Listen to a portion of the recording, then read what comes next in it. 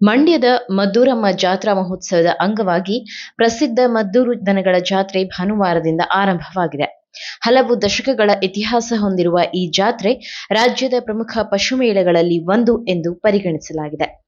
ಜಾತ್ರೆಯಲ್ಲಿ ಹಳ್ಳಿಕಾರ್ ಸೇರಿದಂತೆ ವಿವಿಧ ಜಾತಿಯ ರಾಸುಗಳು ಸೇರಿರುವುದರಿಂದ ರೈತರು ಮತ್ತು ವ್ಯಾಪಾರಿಗಳಲ್ಲಿ ಹೆಚ್ಚಿನ ಉತ್ಸಾಹ ಕಾಣಿಸಿಕೊಂಡಿದೆ.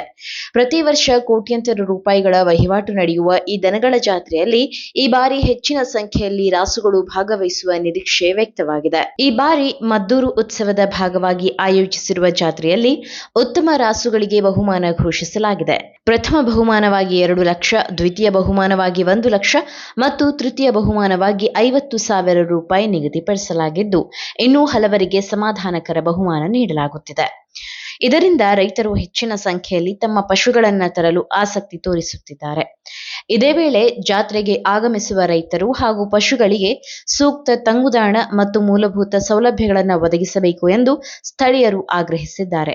ವಿಶೇಷವಾಗಿ ಬೇಸಿಗೆ ಹಿನ್ನೆಲೆ ಕುಡಿಯುವ ನೀರಿನ ವ್ಯವಸ್ಥೆಯನ್ನ ಸಮರ್ಪಕವಾಗಿ ಕಲ್ಪಿಸಬೇಕು ಎಂಬ ಬೇಡಿಕೆ ಕೇಳಿಬಂದಿದೆ. ತಾಲೂಕು ಆಡಳಿತ ಮತ್ತು ನಗರಸಭೆ ವತಿಯಿಂದ ಅಗತ್ಯ ಸಿದ್ಧತೆಗಳನ್ನು ಕೈಗೊಳ್ಳಲಾಗಿದ್ದು, ಜಾತ್ರೆ ಯಶಸ್ವಿಯಾಗಿ ನಡೆಯಲು ಕ್ರಮಗಳನ್ನು ಕೈಗೊಳ್ಳಲಾಗಿದೆ.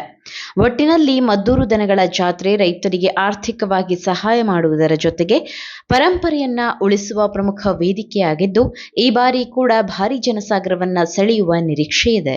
ನೀವು ಸಣ್ಣ ಆಗ್ಬೇಕಲ್ವಾ? ಅದು ಒಂದು ಉತ್ತಮ ಆಹಾರದಿಂದ ಸಣ್ಣ ಆಗ್ಬೇಕಲ್ವಾ? ಪ್ರತಿದಿನ ನಮ್ಮ ಜೀನಿ ಸ್ಲಿಮ್ ನ ಯೂಸ್ ಮಾಡಿ ಯಾವುದೇ ಸೈಡ್ ಎಫೆಕ್ಟ್ ಇಲ್ದಂಗೆ ನೀವು ಸಣ್ಣ ಆಗ್ತೀರಾ.